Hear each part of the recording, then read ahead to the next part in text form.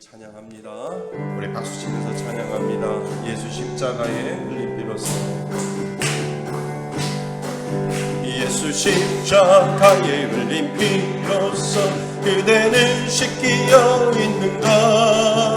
더러운 죄 희게 하는 능력을 그대는 참지 않은가. 예수의 보혈로 그대는 씻기어 있는가. 마음속에 여러가지 죄악이 깨끗이 씻기어 있는가. 주 예수와 밤낮으로 늘 함께 그대는 행동을 하는가. 아무 때나 어디서나 그대는 십자가 붙들고 있는가. 예수의 보혈로 그대는 씻기어 있는가.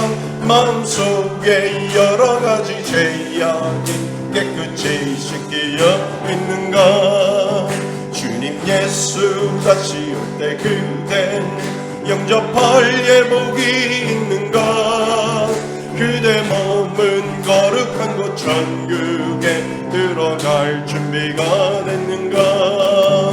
예수의 보혈로 그대는 씻기어 있는가. 마음속에 여러가지 죄악이 깨끗이 씻기어 있는가. 모든 죄에 더러워진 예복을 주 앞에 지금 다 벗어서 샘물같이 솟아나는 보혈로 눈보다 너에게 씻으라. 예수의 보혈로 그대는 씻기어 있는가. 마음속에 여러가지 죄악이 깨끗이 씻기어. 우리 다시 한번 예수 십자가에 흘린 피로써 그대는 씻기어 있는가. 더러운 죄 희게 하는 능력을 그대는 참으지 않은가. 예수의 보혈로 그대는 씻기어 있는가. 마음속에 여러가지 죄악이 깨끗이 씻기어 있는가. 주 예수와 밤낮으로 늘 함께 그대는 행동을 하는가.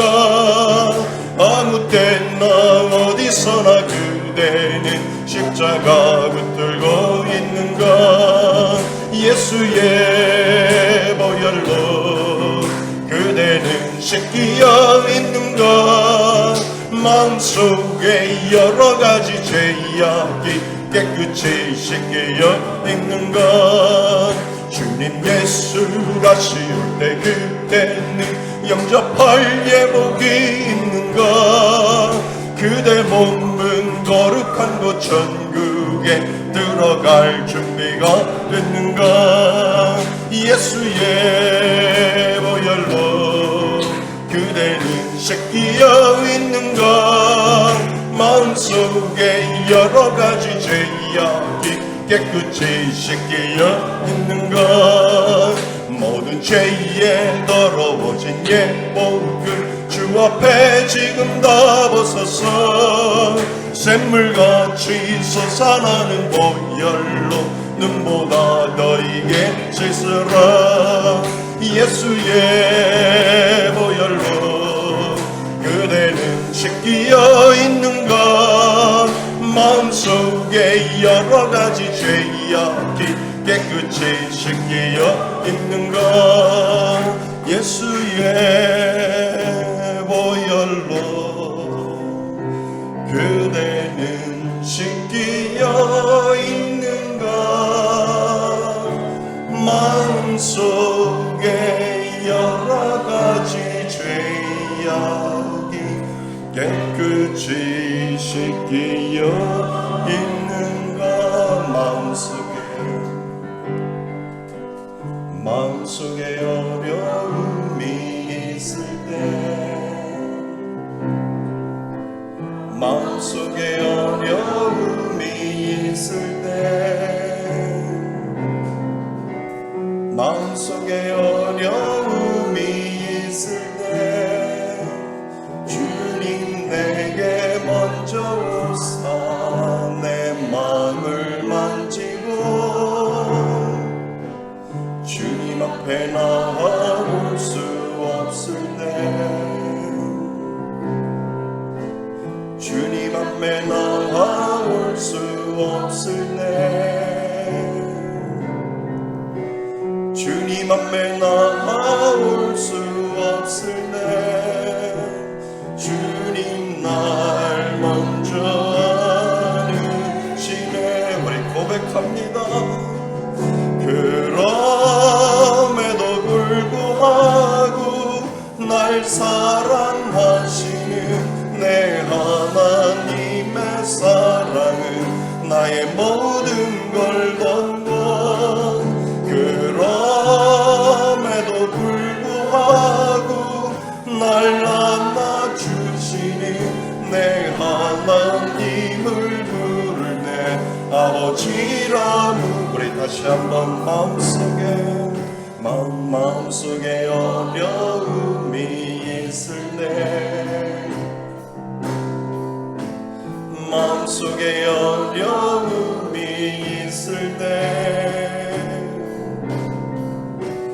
마음속에 어려움이 있을 때 주님 내게 먼저 오사 내 마음을 만지고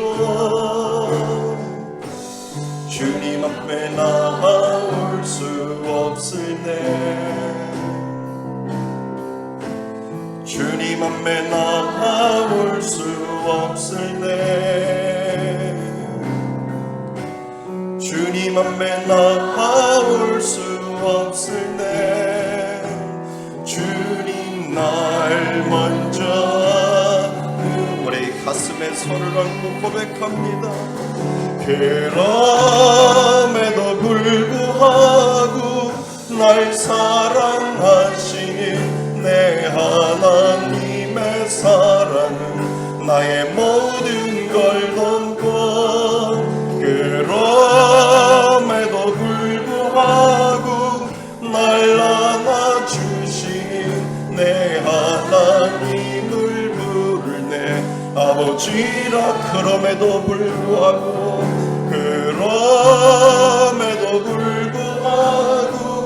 날 사랑하시는 내 하나님의 사랑은 나의 모든 걸 덮고 그럼에도 불구하고 날 안아주시는 내 하나님을 부를 내 아버지라 부르지. 숨이 찰 정도로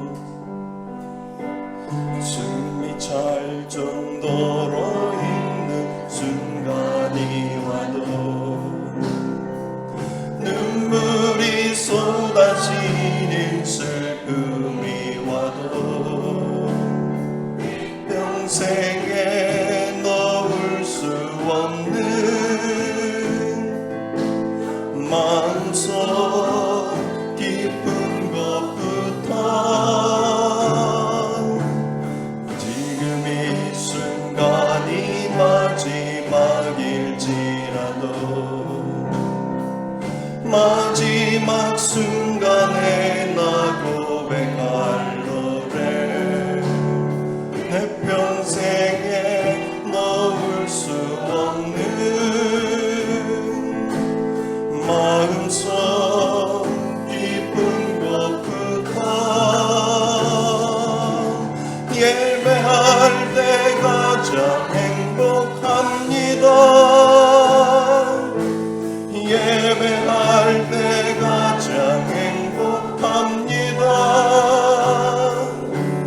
나를 구하시고 날 사랑하신 주님께 예배할 때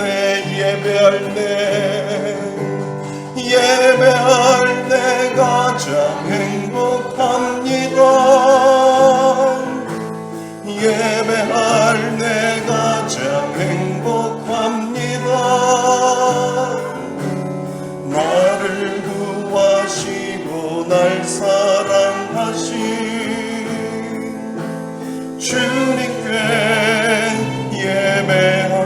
다시 한번 숨이 찰 정도로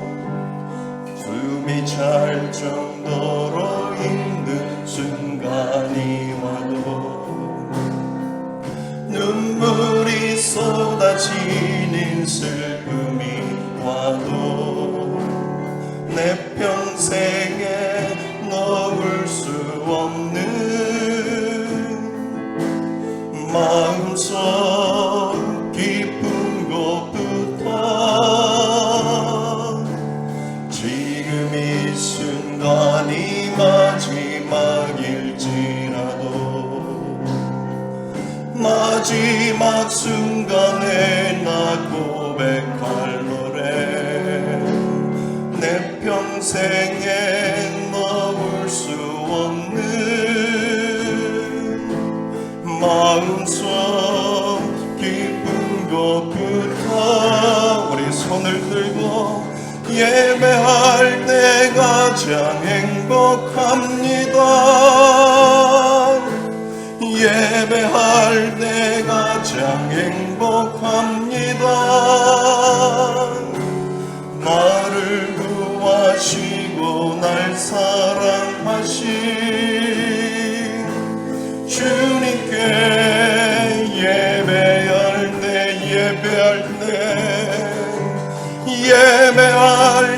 가장 행복합니다. 예배할 때 가장 행복합니다. 나를 사랑하시고 날 사랑하신 주님께 예배할 우리 다 같이 일어나셔서 하나님 앞에 찬양함으로 나아갑니다. 우리 손을 들고 고백합니다.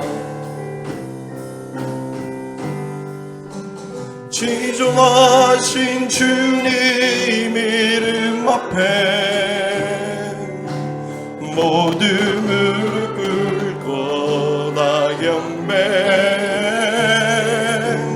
거룩하신 주님 보좌 앞에 엎드려 절하세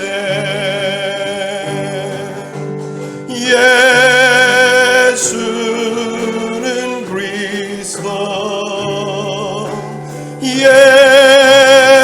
예수는 주 하나님의 영으로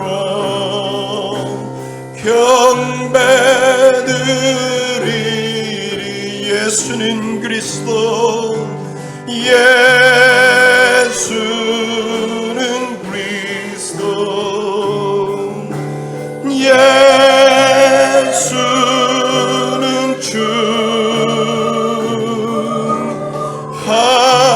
하나님의 영으로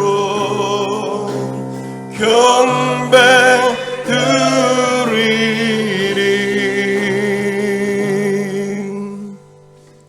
할렐루야. 새 노래로 여호와께 노래하며 성도의 모임 가운데서 찬양할지어다.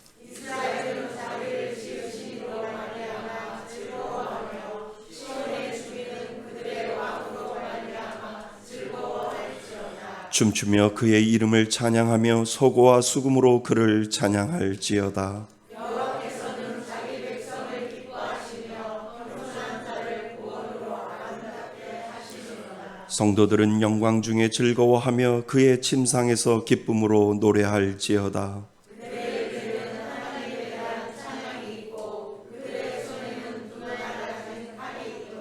이곳으로 문나라에 보수하며 민족들을 벌하며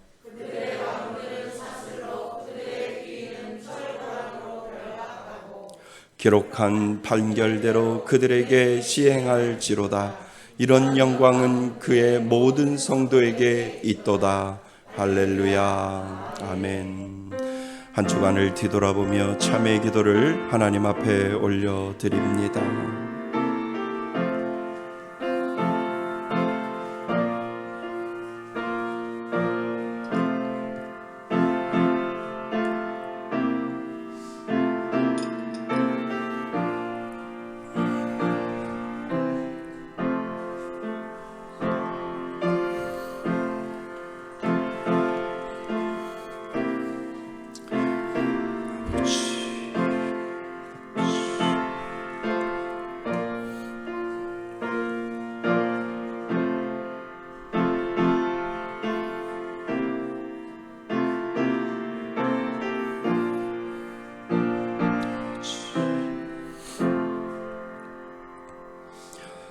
만일 우리가 우리의 죄를 자백하면 그는 미쁘시고 의로우사 우리의 죄를 사하시며 우리를 모든 불의에서 깨끗하게 하실 것이요.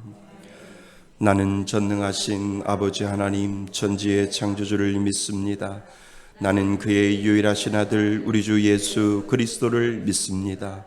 그는 성령으로 잉태되어 동정녀 마리아에게서 나시고 본디어 빌라도에게 고난을 받아 십자가에 못 박혀 죽으시고 장사된 지 사흘 만에 죽은 자 가운데서 다시 살아나셨으며 하늘에 오르시어 전능하신 아버지 하나님 우편에 앉아 계시다가 거기로부터 살아있는 자와 죽은 자를 심판하러 오십니다. 나는 성령을 믿으며 거룩한 공교회와 성도의 교제와 죄를 용서받는 것과 몸의 부활과 영생을 믿습니다. 아멘. 다 같이 자리에 앉으셔서 찬송가 442장 함께 부르시겠습니다.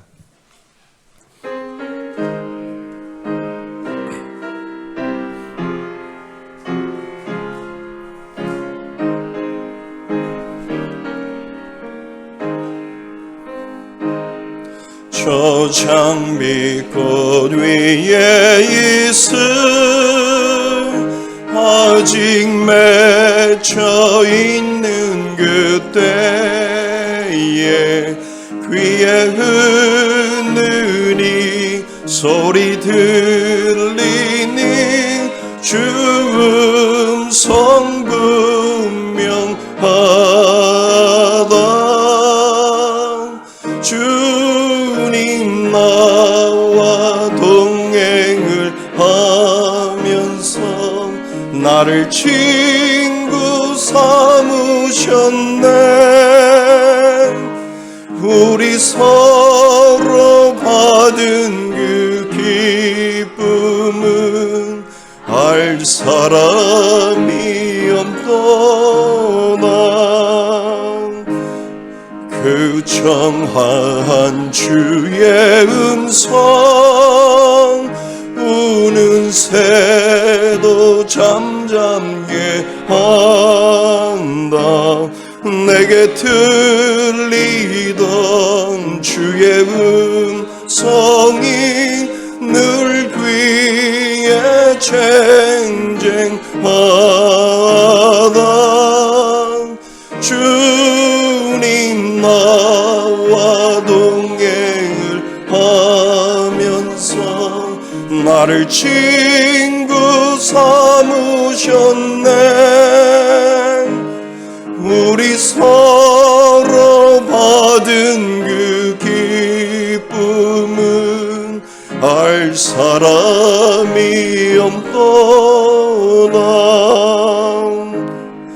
밤 깊도록 동산하네. 주와 함께 있으려 하나. 괴로운 세상에 할 일 많아서 날 가라 명하신다. 주님 나와 동행을 하면서 나를 친구 삼으셨네.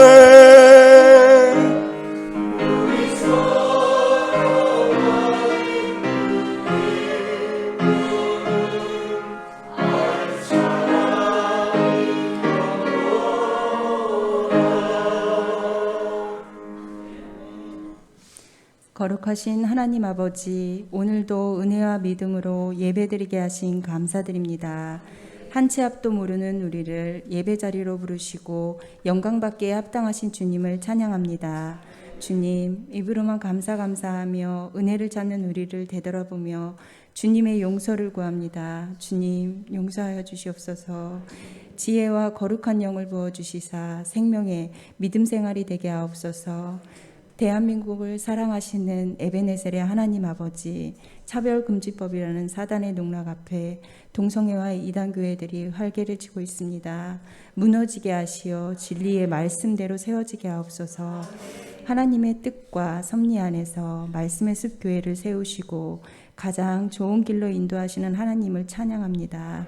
은혜와 사랑의 축복의 통로가 되어지도록 인도하여 주시옵소서.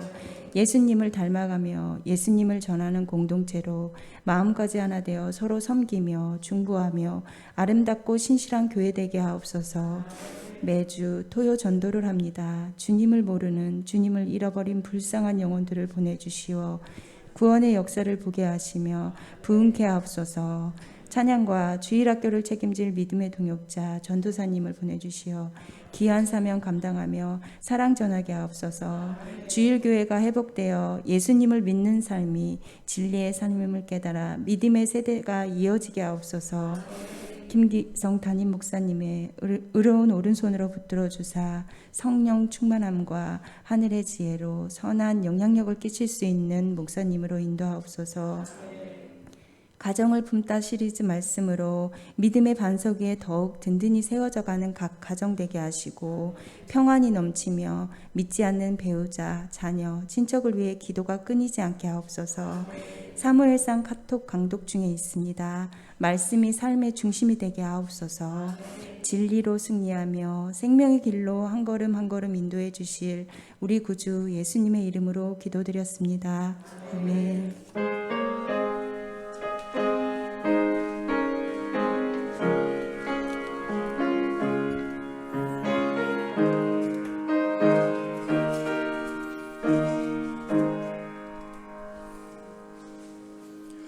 하나님 말씀 보겠습니다. 하나님 말씀 창세기 45장입니다. 창세기 45장 1절로 15절까지 말씀 봅니다. 창세기 45장 1절로 15절까지 말씀입니다. 구약성경 71페이지에 있습니다. 한 절씩 교독하시고 마지막 절 15절은 다 같이 한 목소리로 합독합니다. 창세기 45장 1절로 15절까지 말씀입니다. 요셉이 시종하는 자들 앞에서 그 정을 억제하지 못하여 소리질러 모든 사람을 자기에게서 물러가라 하고 그 형제들에게 자기를 알리니 그때에 그와 함께한 다른 사람이 없었더라. 큰 소리로 운이 애굽 사람에게 들리매 바로의 궁중에 들리더라. 요셉이 그 형들에게 이르되 나는 요셉이라. 내 아버지께서 아직 살아계시니이까. 형들이 그 앞에서 놀라서 대답하지 못하더라. 요셉이 형들에게 이르되 내게로 가까이 오소서. 그들이 가까이 가니 이르되 나는 당신들의 아우 요셉이니 당신들의 애굽의 판자라. 당신들이 나를 이곳에 팔았다고 해서 근심하지 마소서. 한탄하지 마소서. 하나님이 생명을 구원하시려고 나를 당신들보다 먼저 보내셨나이다. 이 땅에 2년 동안 흉년이 들었으나 아직 5년은 밭갈이도 못하고 주수도 못할지라.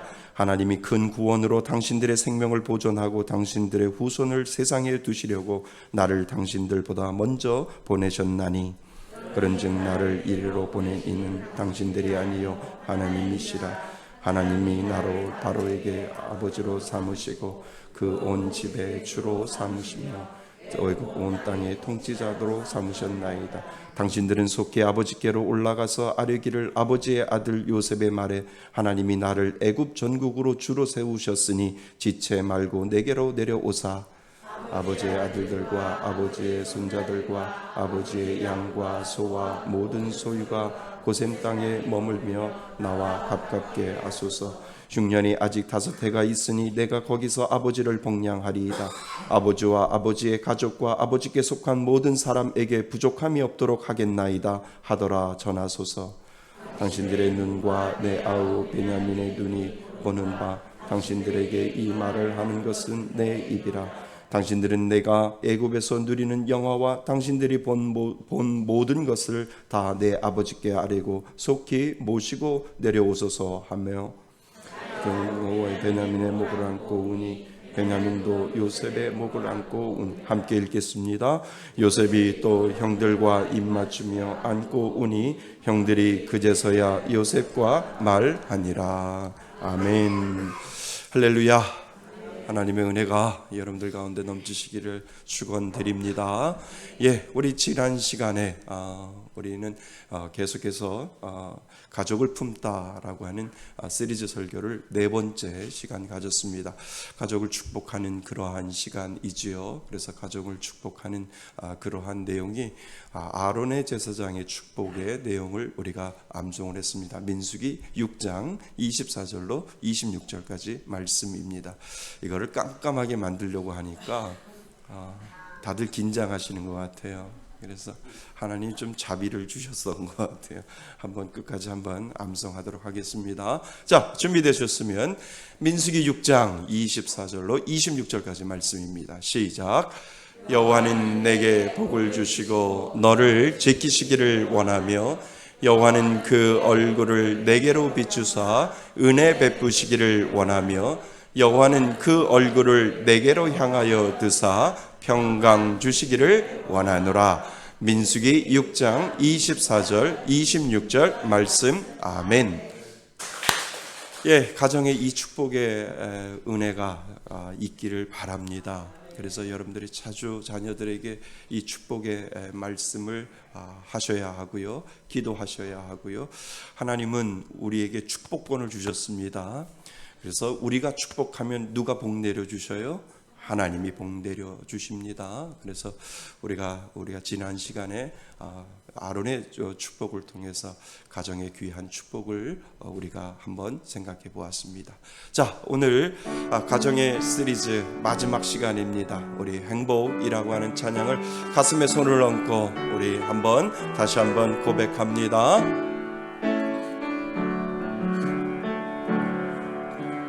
화려하지 않아도 정결하게 사는 삶, 가진 것이 적어도 감사하며 사는 삶, 내게 주신 작은 힘 나눠주며 사는 삶, 이것이 나의 삶의 행복이라오. 눈물 날 일 많지만 기도할 수 있는 건 억울한 일 많으나 주를 위해 참는 건 비록 짧은 작은 삶 주 뜻대로 사는 건 이것이 나의 삶의 행복이라오. 이것이 행복이라고. 세상은 알 수 없는 하나님 선물, 이것이 행복이라고.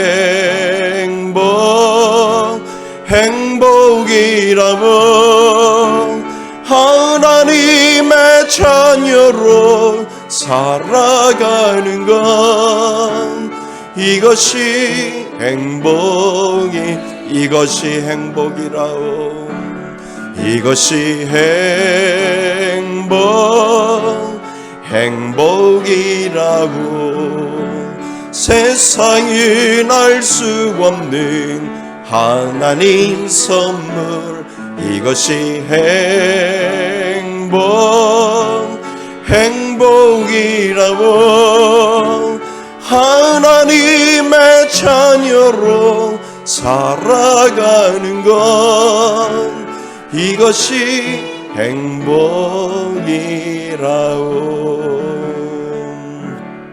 아멘. 행복할 수 있기를 바랍니다. 정말 우리가 5월 한 달을 이렇게 살면서 정말 내가 얼만큼 가정을 위해서 기도했는가, 우리 자녀들을 위하여, 우리 친척들을 위하여 내가 얼만큼 기도했는가. 오늘 하나님이 저와 여러분들에게 가정을 품다라고 하는 이 시리즈를 5편을 계속해서 우리가 생각하면서 하나님은 저와 여러분들에게 가정을 위하여 기도하라고 오늘도 말씀하고 계시는 줄 믿습니다. 여러분, 가정을 품을 때 너와 내 집이 구원을 얻을 것이라고 말씀하셨습니다. 너와 내 집이라고 하는 그 의미 속에는 너가 열심히 믿으면 너의 가정에도 하나님이 그 구원의 은혜를 주시겠다라고 하는 그 약속이 분명히 그 가운데 들어 있습니다. 여러분, 그래서 우리가 아브라함과 롯을 생각해 보았잖아요. 아브라함이 하나님 앞에 간절히 기도하니까 하나님이 롯을 본 것이 아니라 누구를 생각하셔서? 아브라함을 생각하셔서 롯을 그 소돔과 고모라 땅에서 구해내신 것처럼 우리가 기도하면 믿지 않는 우리 자녀들, 믿지 않는 우리 배우자들, 믿지 않는 우리 친척들 다 그 은혜의 영향권 안에 들어있다라고 하는 사실을 오늘 우리가 배웠습니다. 사랑하는 성도 여러분, 여러분들이 기도하면 여러분들의 기도를 하나님이 들어주신다는 거예요. 여러분들의 기도를 통하여 그 은혜의 영향권 안에 믿지 않는 여러분들의 자녀와 그리고 믿지 않는 여러분들의 배우자, 친척들이 분명히 그 은혜의 영향권 안에 있다라고 하는 사실을 여러분 기억하실 수 있기를 바랍니다. 그래서 분노하면 안 돼요.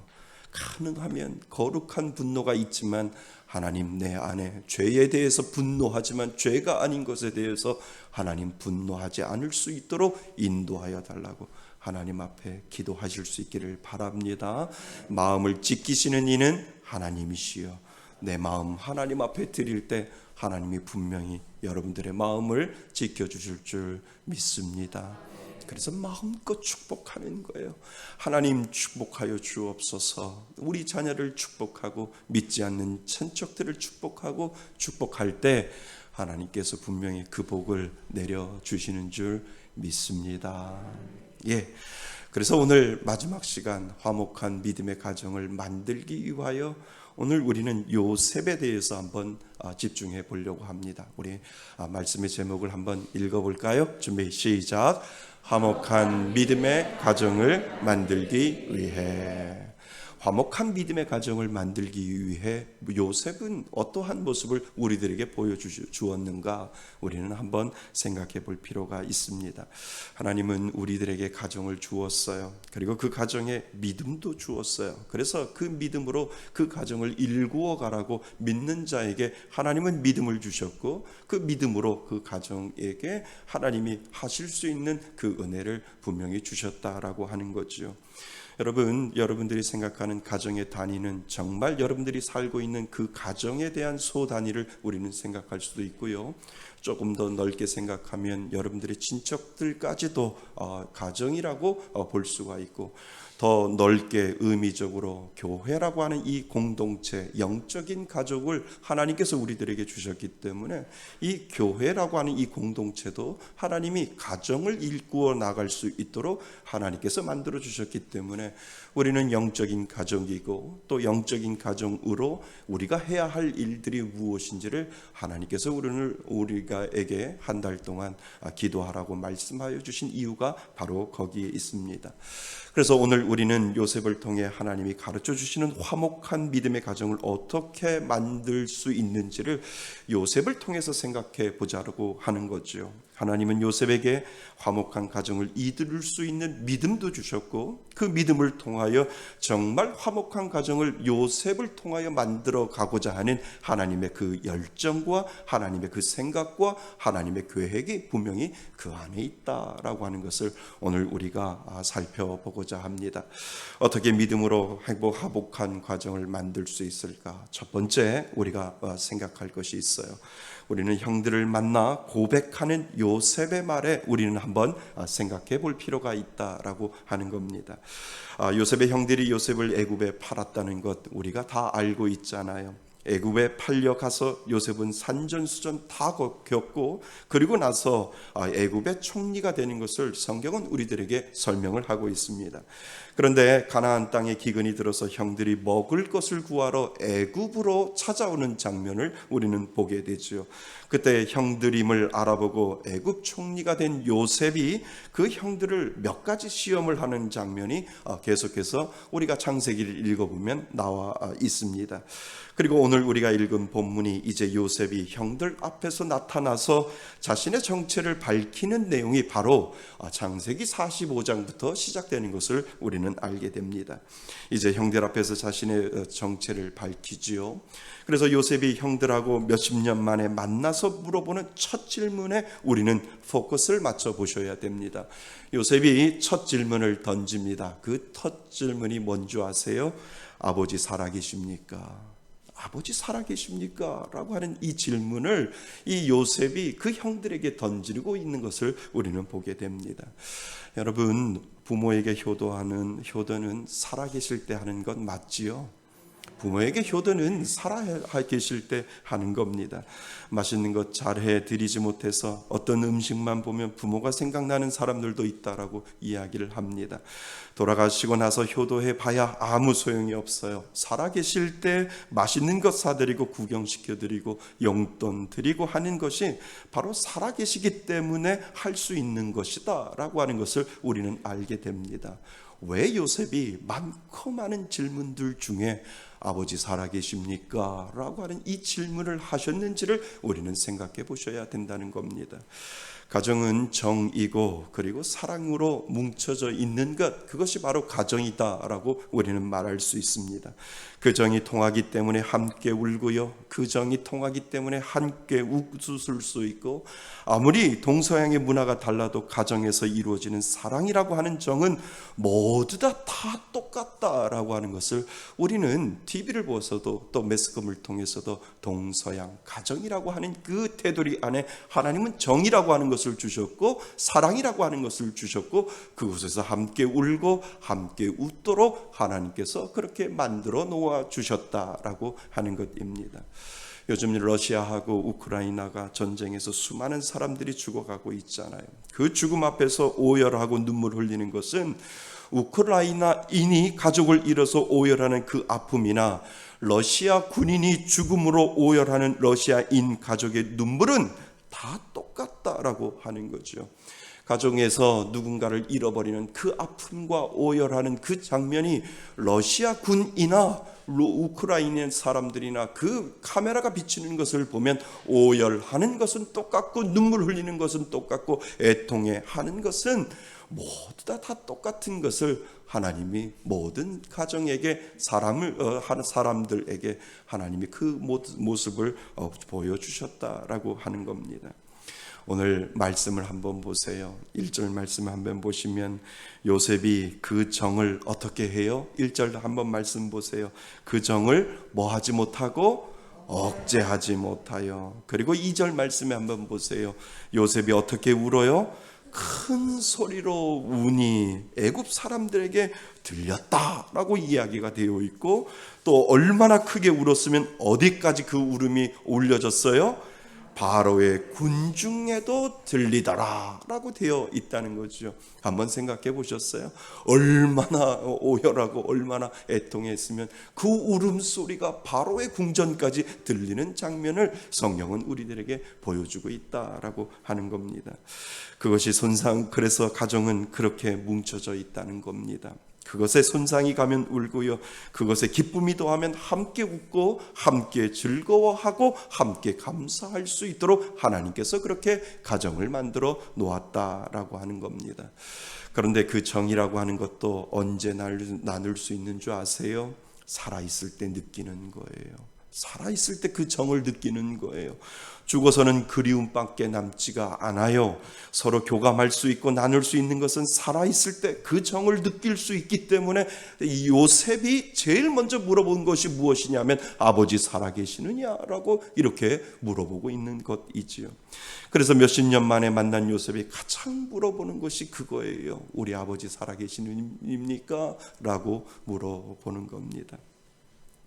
외국에 10여 년을 살면서 불안했던 것이 밤이나 새벽에 전화 오는 것이 저는 참 불안했습니다. 한국하고 영국은 낮과 밤이 달라서요. 그리고 그것을 알고 있는 한국의 가족들은 특별한 일 없으면 밤이나 지금 시간이 몇 시지? 영국은 몇 시구나. 이 새벽이나 그리고 밤늦게 전화를 하지 않습니다. 그런데 깊은 밤이나 새벽에 전화가 오는 경우가 있어요. 그때는 정말 급한 일이기 때문에 전화했기 때문에 정말 벌떡 일어나서 전화를 받지 않으면 안 되지요. 영국에 있을 때 그날도 새벽이었던 것 같아요. 장인어른이 중환자실에 실려갔고 병원에서 준비하라고 하셨다는 소식을 전화로 급하게 듣게 되었지요. 정신없이 비행기표를 구하고 급하게 비행기를 타고 한국에 도착했습니다. 결국 중환자실에서 장인어른은 나오지 못하시고 천국으로 가셨습니다. 영국에 나와서 10여 년 살다 보니까 장인어른하고 함께 지낼 수 있던 그 시간들이 너무 없었다라고 하는 그 안타까운 마음이 제 마음속에 있었습니다. 저는 일찍 아버님이 돌아가셔서 장인어른을 아버지처럼 그렇게 섬겼거든요. 아버지 하면서 같이 아버지하고 식사도 하고 같이 아버지하고 좋은 곳에도 놀러 가고 했는데 그 10여 년을 다 잊어버리니까 그 좋은 시간들을 한꺼번에 다 잃어버려서 아버지 장인어른에 대한 그 안타까운 마음이 지금도 생각해 보면 참 안타깝다라고 하는 그러한 생각이 제 마음속에 듭니다. 여러분, 효도는요, 살아계심에도 감사하면서 시작하다 하는 것이다 라고 하는 것 기억하실 수 있기를 바랍니다. 돌아가시면 아무 소용이 없어요.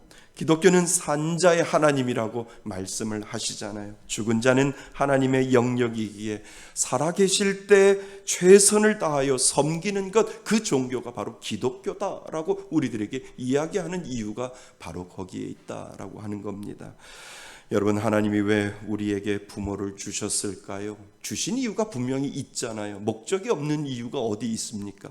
하나님이 우리들에게 부모를 주신 이유가 분명히 있는데 그것이 무엇이냐 하면 보이지 않는 하나님을 알게 하시려고 이 땅에 보이는 육신의 부모를 분명히 주셨다라고 하는 것입니다.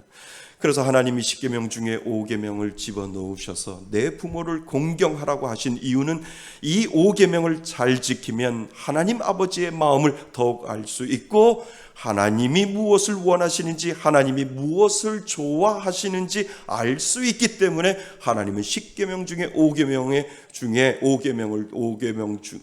5번째 내 부모를 공경하라라고 하는 그 이유를 하나님이 우리들에게 주신 이유가 분명히 거기에 있다는 겁니다.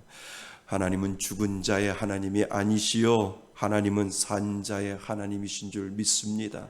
너희들이 살아있을 때 부모에게 공경하고 부모에게 효도하면 살아있는 하나님에게 공경하고 하나님 앞에 잘할 수 있다라고 하는 그것을 가르치기 위하여 하나님은 부모에게 공경하라라고 효도하라라고 하나님께서 말씀하신다라고 하는 것 여러분 기억하실 수 있기를 바랍니다.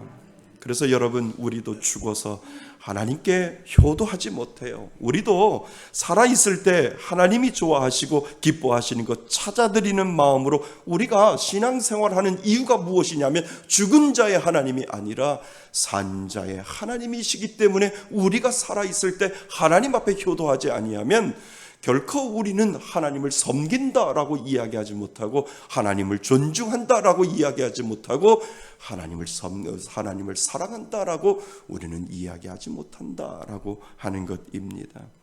우리가 살아있을 때 하나님을 잘 섬기는 것은 우리가 하나님의 자녀인 줄 믿습니다. 자녀이기 때문에 당연히 하나님을 섬겨야 하고 하나님 앞에 효도하는 마음으로 우리가 살아야 되는 것, 그것이 바로 자녀의 본분이다라고 하는 것을 우리들에게 가르쳐 줍니다. 그래서 우리가 살아계실 때 부모를 잘 섬기면 영적인 하나님을 잘 섬길 수 있고 그리고 믿음 안에서 더욱 화목한 가정을 이룰 수 있다라고 하는 사실을 우리들에게 분명히 가르쳐 준다라고 하는 것 여러분 기억하실 수 있기를 바랍니다.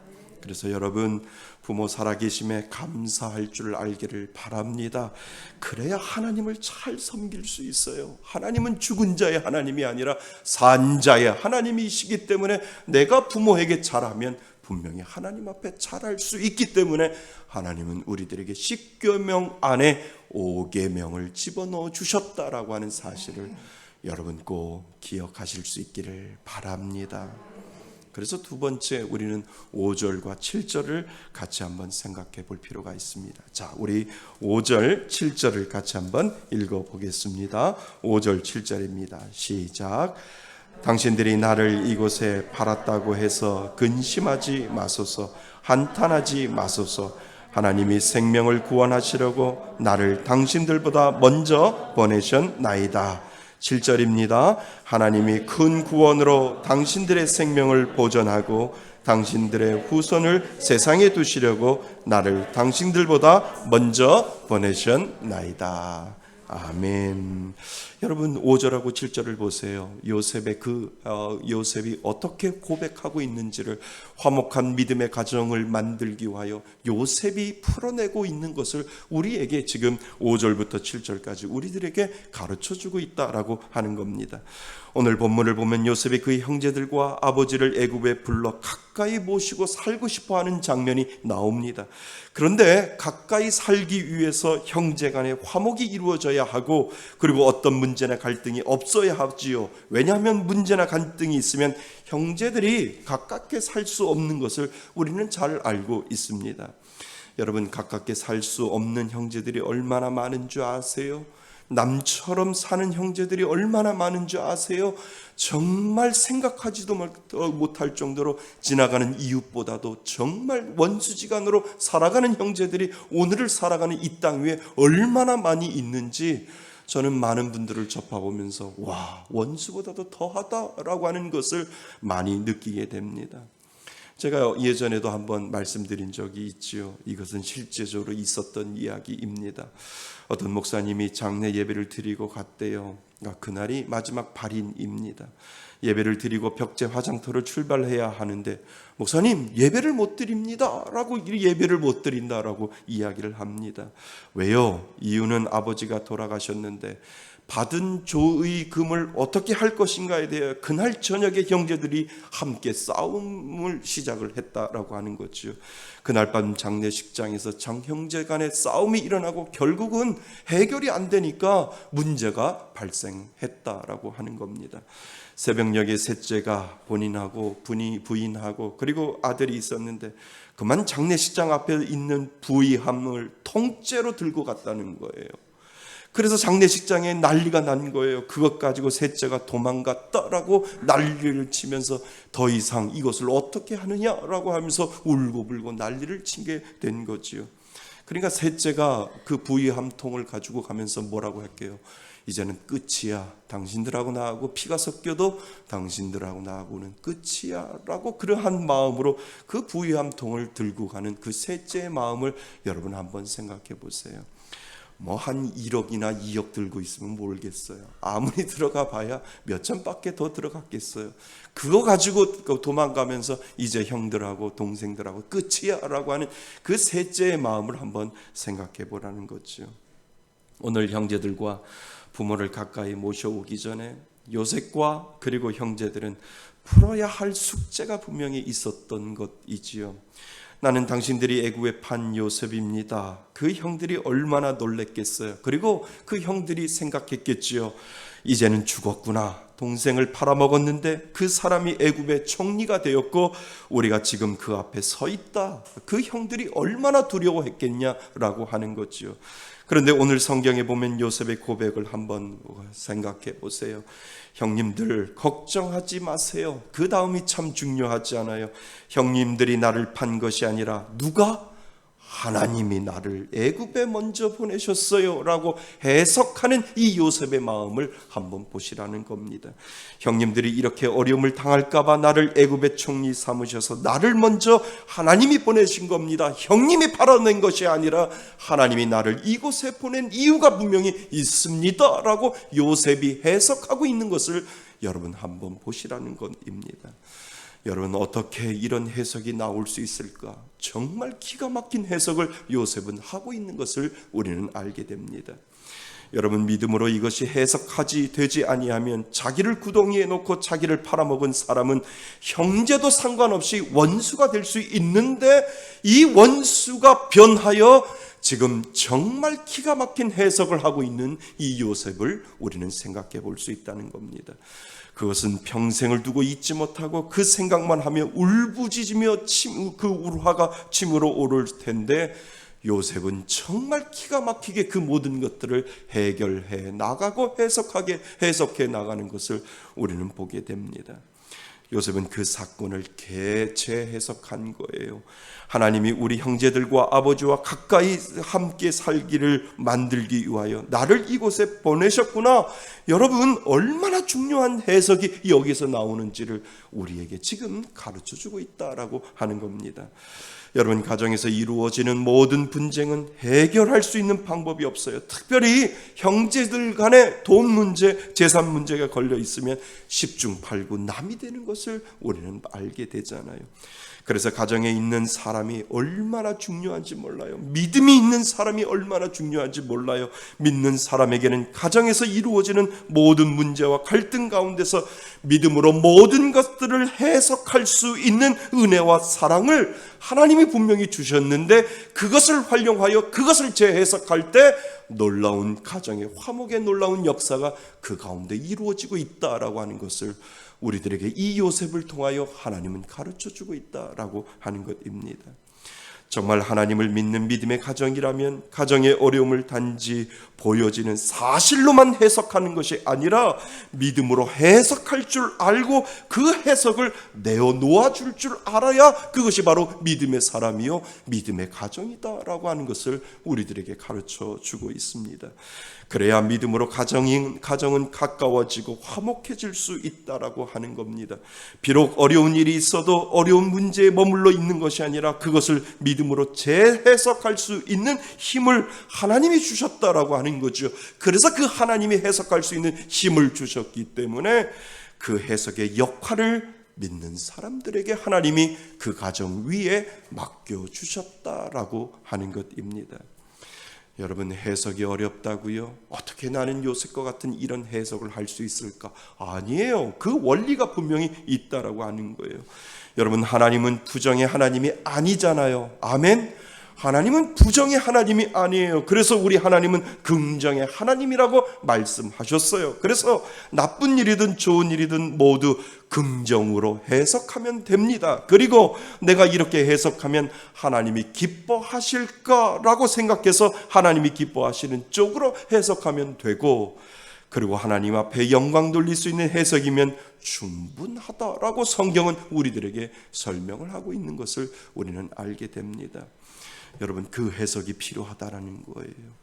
모든 일이 있다 할지라도, 어려움이 있다 할지라도, 문제가 있다 할지라도 하나님은 긍정의 하나님이기 때문에 나는 무조건 내 안에서 긍정이 나와야 하고, 그리고 나서 하나님이 기뻐하시는 쪽으로 해석하고 하나님 앞에 영광 돌릴 수 있는 쪽으로 해석을 하면 내 안에도 요셉과 같은 그런 고백이 나올 수 있다는 거죠. 하나님이 형들이 나를 애굽에 판 것이 아니라 하나님이 형들을 위하여 나를 애굽에 먼저 보냈습니다라고 하는 그 해석이 분명히 우리들 안에도 나올 수 있다라고 하나님은 우리들에게 가능성을 이야기해 주고 있다라고 하는 것입니다. 사랑하는 성도 여러분, 그 해석이 여러분들 가운데 있기를 바랍니다. 하나님은 여러분들에게 그 믿음의 능력을 주셨어요. 내가 해석을 못해서 그러는 거지, 하나님이 주신 그 능력 가지고, 긍정을 가지고, 기뻐하시는 것을 가지고 하나님 앞에 영광 돌릴 수 있느냐라고 하는 그 마음을 가지고 해석을 하면 분명히 우리도 요셉과 같은 그 해석이 저와 여러분들에게도 나올 수 있다라고 하는 가능성을 하나님이 저와 여러분들에게 주신 줄 믿습니다. 전세나 임대로 살고 있을 때 주인이 착하면 집을 못 산다고 하잖아요. 주인이 깐깐하고 수시로 전세 보증금이나 임대료를 터무니없이 올리면 악착같이 집을 산다라고 이야기를 하잖아요. 우리 교회도 그렇잖아요. 지난 구산동에 있을 때 주인이 너무 하니까 어떻게 해서든 악착같이 기도하고, 그리고 교회 넓은 곳으로 이전하려고 우리가 기도했던 것 여러분들 기억하실 겁니다. 주인이 착해서 임대료 깎아주고 아주 편하게 지낼 수 있도록 해주었다면 아마 지금도 우리는 지하에서 여름에 물을 퍼내고 지낼 수 있었을 것이다 라고 하는 그러한 생각을 합니다. 그러니까 주인이 나쁜 그 사실에 매여 있으면 해결점이 없어요. 그 사실에 매여 있으면 우리는 해결을 할 수 없어요. 그러나 하나님이 더 좋은 것을 예비하시려고 하는가 보다 라고 하는 긍정의 해석이 우리들 가운데 나오고, 그리고 더 좋은 것을 주시려고 어떻게 해서든지 하나님이 이것을 나가라고 내쫓으시는구나 라고 하는 그 해석이 우리들 가운데 나올 때 우리는 더 놀라운 하나님의 은혜를 경험할 수 있다라고 하는 것을 몸소 체험했습니다. 가정에 어려운 일이 있어요. 문제가 있어요. 그 가운데 해석을 하는 거예요. 모든 일에 긍정으로 해석하는 거예요. 그리고 하나님이 기뻐하시는 쪽으로 해석하는 거예요. 그리고 어려움 가운데 하나님께 영광 돌리는 쪽으로 해석하면 하나님은 우리들에게 그 요셉과 같은 해석의 능력을 분명히 주신다라고 하는 사실을 여러분 기억하실 수 있기를 바랍니다. 그래서 여러분 가정의 어려움을 사실로 해석하는 것이 아니라 우리들에게 주신 그 믿음으로 해석할 수 있는 그 은혜가 여러분들 가운데 있기를 바랍니다. 이런 해석이 나올 때 여러분의 가정에 무슨 일을 만나도 믿음으로 이겨낼 수 있는 과정의 놀라운 역사가 그 가운데 이루어진다라고 하는 사실을 여러분 기억하실 수 있기를 바랍니다. 그래서 믿는 자에게 하나님은 그 해석의 능력을 주셨고요. 어떤 문제에 매여 있어서 그 사실로만 하는 것이 아니라 믿음으로 해석할 수 있는 은혜를 주셨다는 것 여러분 꼭 기억하실 수 있기를 바랍니다. 그래서 지금 만나는 여러분들의 가정에 어려움이 있잖아요. 하나님 나에게도 요셉의 해석을 주세요. 요셉과 같은 그 해석의 능력을 주셔서 하나님 믿음으로 모든 것들을 해석할 수 있는 능력을 저에게도 주옵소서라고 하는 그 믿음의 고백을 하나님 앞에 올려드릴 수 있기를 바랍니다. 자, 이제 세 번째 우리 11절 말씀을 같이 한번 읽어볼까요? 11절 말씀입니다. 11절 말씀 우리 다 같이 시작. 흉년이 아직 5해가 있으니 내가 거기서 아버지를 복양하리이다. 아버지와 아버지의 가족과 아버지께 속한 모든 사람에게 부족함이 없도록 하겠나이다 하더라 전하소서. 아멘. 요셉이 지금 이런 이야기를 하는 거예요. 화목한 가정을 이루어가며 요셉이 또 다른 하나를 제시하고 있는데 요셉은 같이 살겠다라고 하는데 그 같이 살겠다라고 하는 그 구체적인 은혜를 11절 말씀에 우리들에게 보여주는 겁니다. 11절 말씀에 보시면 요셉은 아버지에게 복양하겠다라고 말하고요. 그리고 요셉이 아주 중요한 얘기를 합니다. 아버지께 속한 모든 사람에게 어떻게 하겠다고요? 부족함이 없도록 하겠다라고 하는 그 작정과 그 의도를 지금 요셉이 이야기하고 있는 것을 우리는 알게 됩니다. 여러분 믿음으로 화목한 가정은 서로에게 부족함을 채워주는 것이다 라고 하는 것을 우리들에게 지금 가르쳐 주고 있습니다. 믿음으로 화목한 가정은 말로 하는 것이 아니라 구체적으로 그리고 실제적으로 하는 것임을 우리들에게 가르쳐주고 있는 겁니다. 그래서 11절 요셉이 그렇게 말해요. 7년 흉년 중에 2년은 지나갔고 이제 흉년이 아직 5해가 있으니 내가 거기서 아버지를 복양하리이다 라고 하는 그 실질적인 이야기를 하고 있는 것을 우리는 알게 됩니다. 여러분 복양이 무엇일까요? 복양이란 단어를 우리 아이들이 알까요? 복양이 실제적으로 필요한 것을 공급하겠다라고 하는 의미가 그곳에 있습니다. 그래서 공경과 복양은 좀 다른 의미가 있지 않나요? 공경은 마음으로 존경하는 것을 뜻하고 복양은 실질적으로 물질적으로 공급하여 섬김을 의미하지요. 그러니까 지금 요셉은 그렇게 섬기겠다라고 하는 겁니다. 마음으로만 섬기는 것이 아니라 실질적으로 내가 구체적으로 섬기겠다라고 하는 그 이야기를 복양이라고 하는 이 단어로 내가 아버지를 복양할 것이고 그리고 내 형제들과 가족들을 부족함이 없도록 내가 복양하고 섬기겠다라고 하는 것을 지금 요셉은 이야기를 해주고 있다는 것입니다. 저는 이번 한 주 동안 이온규 선교사님이 쓴 책 중에 가정 내어드림이라고 하는 이 책을 읽었습니다. 가정은 실질적으로 구체적으로 서로가 섬기는 모습이 필요하다라고 하는 이야기이지요. 그리고 그 가정의 구성원들이 성향을 잘 알 때 실질적으로 그리고 구체적으로 필요를 채워줄 수 있다라고 하는 내용에 저는 공감을 하게 됩니다. 그 예로 가정의 아버지와 어머니의 성향에 대해서 구체적으로 알면 더 구체적으로 실질적으로 섬길 수 있고 그리고 가정이 화목해질 수 있다라고 하는 내용을 실어 놓았습니다. 여러분, 가정의 엄마, 여자는 항상 특별한 아이콘이 있다라고 하는 거예요. 여자에게는, 그리고 엄마에게는 우리가 알 수 없는 특별한 아이콘이 있는데 그 아이콘이 무엇이냐 하면 엄마는 안정을 원한다라고 하는 거예요. 여자는 안정을 원한다는 거예요. 그래서 엄마를 불안하게 만들면 가정이 힘들어진다는 거예요. 항상 가정의 엄마에게는 모든 부분의 안정을 지키기 위하여, 안정할 수 있도록 만들기 위하여 설명과 이해가 필요하다라고 하는 것입니다. 그래서 무슨 일이 있으면 불안하게 만들면 안 된다라고 하는 거예요. 불안하게 엄마와 그리고 여자를 불안하게 만들면 그 가정에 화목이 깨어질 수 있고 그 가정은 위기가 찾아올 수 있다라고 이야기를 합니다. 그래서 가정의 여자인, 가정의 엄마인 이 엄마의 특별한 아이콘은 안정이다라고 하는 거예요. 가정이 안정해야 그 가정의 화목이 이루어질 수 있다라고 하는 특별한 여자에게는 특별한 안정이라고 하는 아이콘이 분명히 있다라고 하는 겁니다. 그렇다면 가정의 남자, 아버지의 아이콘은 무엇일까요? 여러분, 아버지의 아이콘은 무엇일까? 아버지는 중요성이래요. 가정에 무슨 일이 있다 할지라도 아버지가 중요합니다 라고 해서 그 중요성을 아버지에게 올려주면 그 아버지가 그 가정에서 소외시키지 아니하고 항상 중요한 자리와 중요한 위치에 놓고 최종적인 의사나 결정을 늘 중심에 아버지를 도와드리면 그 아버지는 산다라고 되어 있다는 겁니다. 그리고 더욱 가정을 위하여 그 아버지는 내가 가정의 중요한 인물이야 라고 하는 그 생각이 들어서 그 가정의 화평을 유지하려고 하고 그 가정을 지키려고 한다라고 하는 겁니다. 엄마의 아이콘은 안정이고 아빠의 아이콘은 중요성이다라고 하는 거예요. 그러니까 아내의 한마디에 더욱 열심히 일한다는 거예요. 그 뭐라고 그래요? 남편한테 당신이 우리 집의 최고야.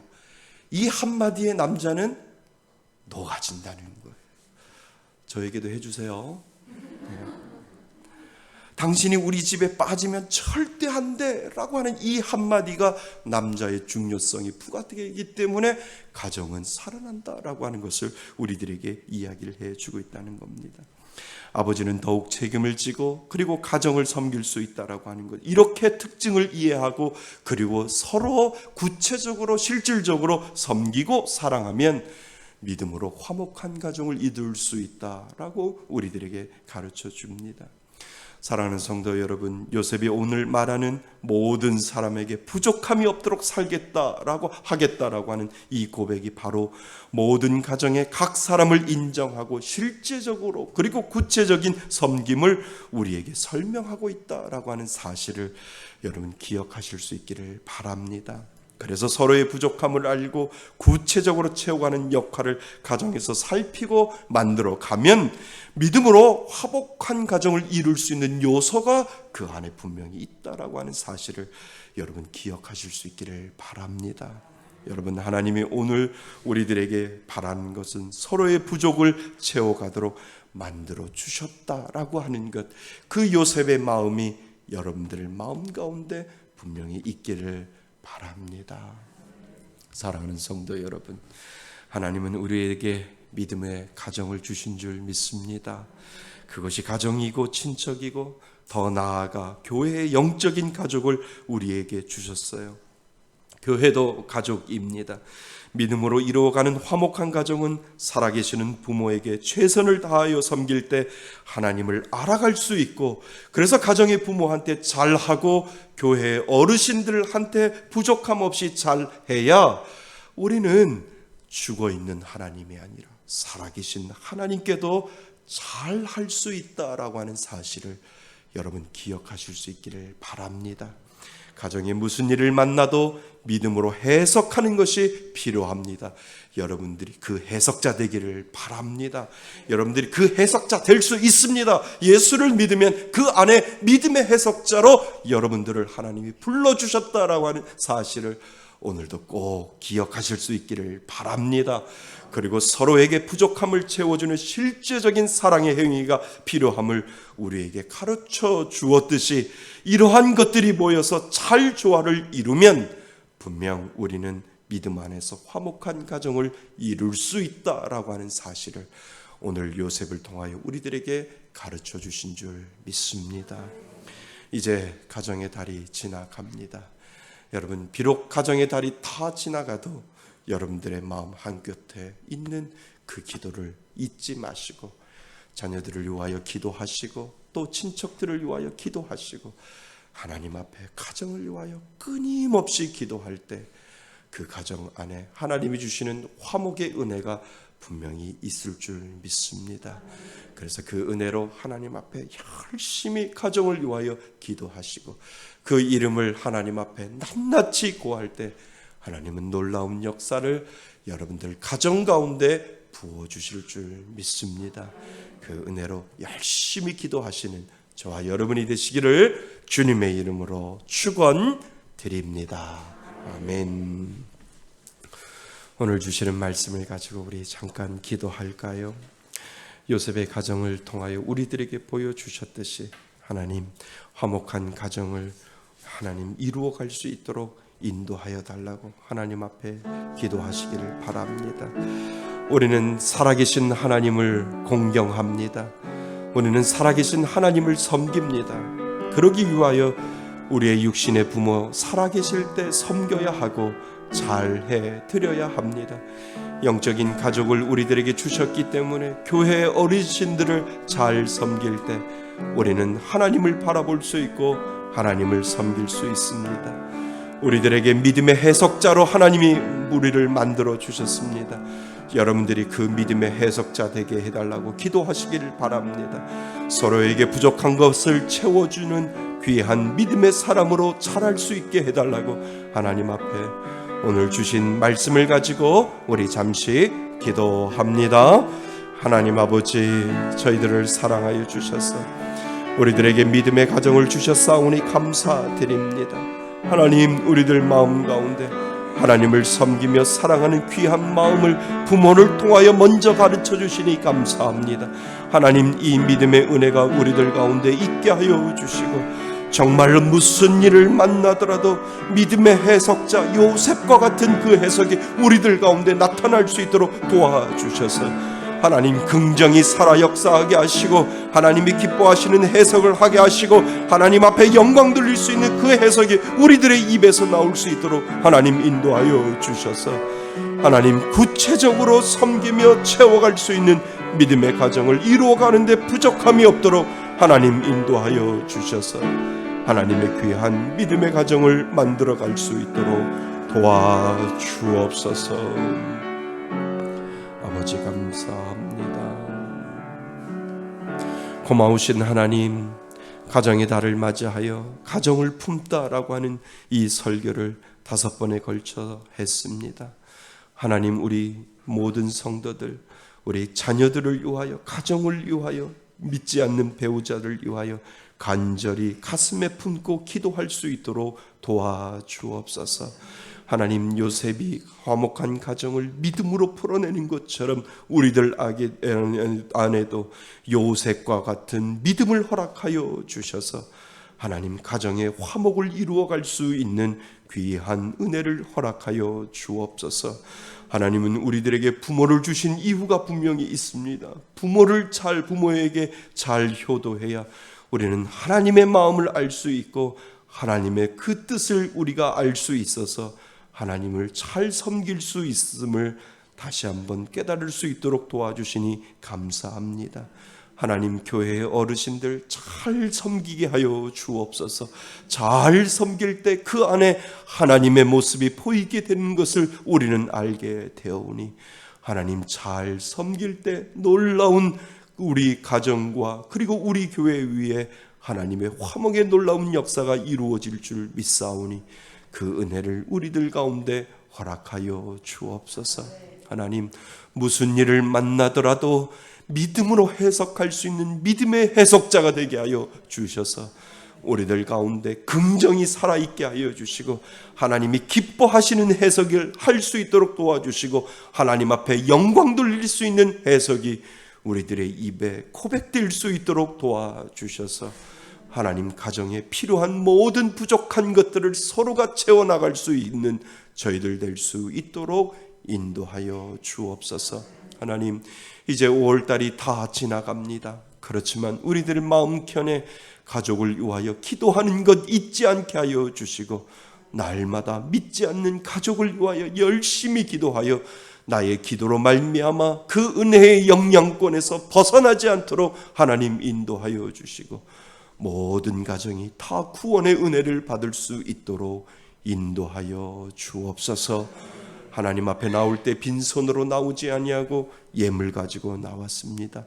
하나님 앞에 정성 들여 드린 이 예물 받아주셔서 쓰여지는 곳마다 하나님의 영광이 드러나게 하시고 하나님의 이름이 드러나게 하여 주옵소서. 드리는 손길들 축복하여 주시고 이 땅을 살아갈 때도 부족함 없도록 하나님이 채워주시고 하나님이 함께하여 주시는 놀라운 역사가 각 가정 가운데 이루어질 수 있도록 인도하여 주옵소서. 사업장에게 은혜 내려주시고 그리고 직장에 은혜 내려주시고 만나는 모든 사람들에게 하나님께서 복 내려주셔서 믿는 자가 받는 놀라운 역사가 그 가운데 이루어질 수 있도록 인도하여 주옵소서. 외국에 나가 있는 자녀들, 군에 가 있는 자녀들, 지방에 가 있고 공부하는 자녀들, 시험을 준비하는 자녀들, 직장을 다니는 자녀들에게 하나님의 긍휼하심의 은혜와 하나님의 놀라운 역사가 매 순간마다 나타날 수 있도록 도와주시옵소서. 물질적으로 힘들어하는 자, 마음으로 힘들어하는 자, 육신으로 아파하는 자 오늘 나사렛 예수 그리스도의 이름으로 치유하여 주셔서 깨끗하게 나을 수 있도록 하나님 인도하여 주옵소서. 드리고 싶지만 드리지 못하고 마음 아파하는 귀한 마음도 하나님 기억하여 주셔서 은혜 위에 은혜를 더하여 주옵소서. 이 모든 말씀을 우리 주 예수 그리스도의 이름으로 기도드립니다. 아멘. 우리 다 같이 일어나셔서 하나님 앞에 봉헌 드립니다. 나의 모든 행실을 주여 기억마시고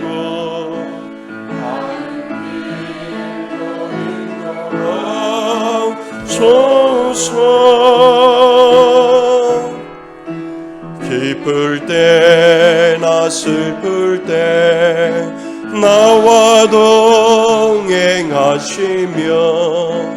밤낮으로 인도하소서.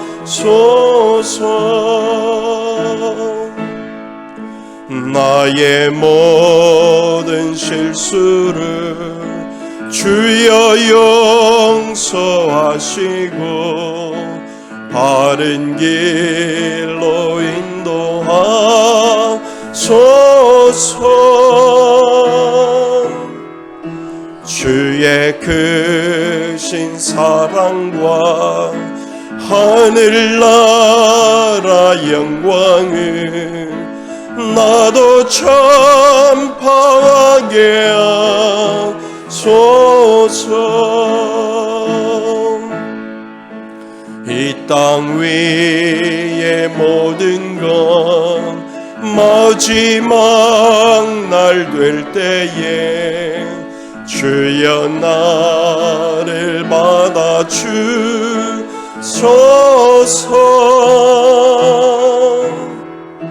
주의 얼굴 대할 때 귀한 상급 주시고 면류관을 쓰게 하소서. 내 모든 형편을 다 기억하시고 늘 나와 동행하옵소서.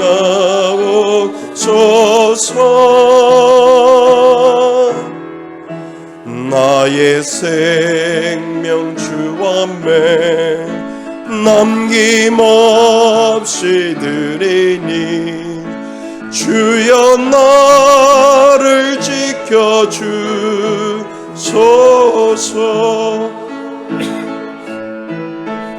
주여 나를 지켜주소서.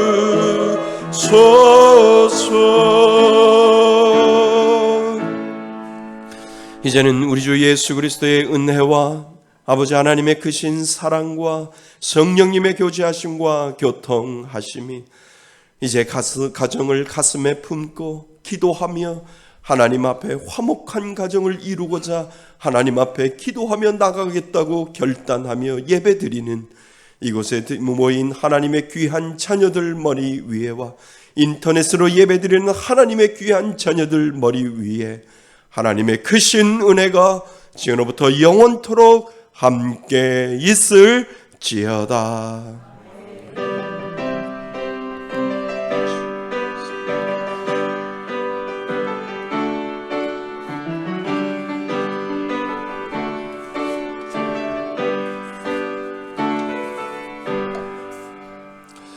할렐루야. 모든 영광 하나님 앞에 박수로 올려드리겠습니다. 우리 잠깐 앉으시지요.